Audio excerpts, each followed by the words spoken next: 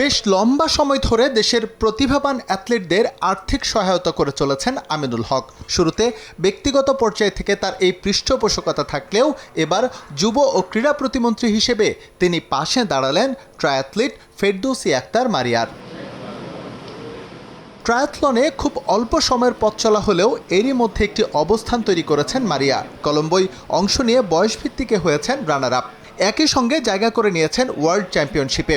এমন অর্জনের পরও আর্থিক সীমাবদ্ধতায় বাধাগ্রস্ত হচ্ছিল তার পথ চলা, তাই সহযোগিতার হাত বাড়িয়ে দিয়েছেন যুব ও ক্রীড়া প্রতিমন্ত্রী। আমরা আশা করি যে আজকের এই মারিয়াকে দেখে সারা বাংলাদেশের যারা নারীরা রয়েছে, নারী ক্রীড়াবিদ রয়েছে, তারা অনেক বেশি উৎসাহিত হবে এবং তাদের এই উৎসাহের মাধ্যমে আমরা আমাদের ক্রীড়াঙ্গনকে আমরা অনেক দূর এগিয়ে নিয়ে যেতে পারবো বলে আমরা বিশ্বাস করি। আমরা সকল ক্রীড়াবিদদের পাশে সবসময় রয়েছে এবং ক্রীড়াবিদদেরকে ফোকাস করে আমরা আগামীর বাংলাদেশে ক্রীড়াঙ্গনের মাধ্যমে একটি সুন্দর পরিবেশ গড়ে তুলতে চাই, যে পরিবেশের মাধ্যমে আমরা আমাদের সুস্থ জাতি যেভাবে গঠন করতে পারবো, ঠিক সেভাবে মাদকমুক্ত সমাজ গঠন করতে পারবো। মন্ত্রণালয় থেকে ৫ লাখ টাকার আর্থিক সহযোগিতা পেয়েছেন ফেরদৌসী আক্তার মারিয়া। এছাড়াও তার স্থায়ী পৃষ্ঠপোষকতারও ব্যবস্থা করে দিয়েছেন আমিনুল হক। চলতি বছরই ফ্রান্সে একটি ইভেন্টে অংশ নেবেন তিনি। আর্থিক নিরাপত্তা নিশ্চিত হওয়ায় সেখানে ভালো করার লক্ষ্য এবার দেশের প্রথম নারী ট্রায়াথলিটের। একটা সুযোগ আছে, সেটা হচ্ছে আমাদের দক্ষিণ এশিয়া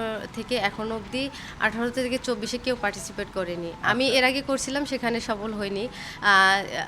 এর পরবর্তীতে ইন্ডিয়ান আর আমার মধ্যে হচ্ছে যে আগে কমপ্লিট করবে সে হচ্ছে দক্ষিণ এশিয়ার মধ্যে সর্বকনিষ্ঠ স্বীকৃতি পাবে। তো আমি ফোকাস রাখতেছি যে একটাই, যে আমি চাই যে আমি দক্ষিণ এশিয়ার মধ্যে সর্বকনিষ্ঠ স্বীকৃতিটা পাই।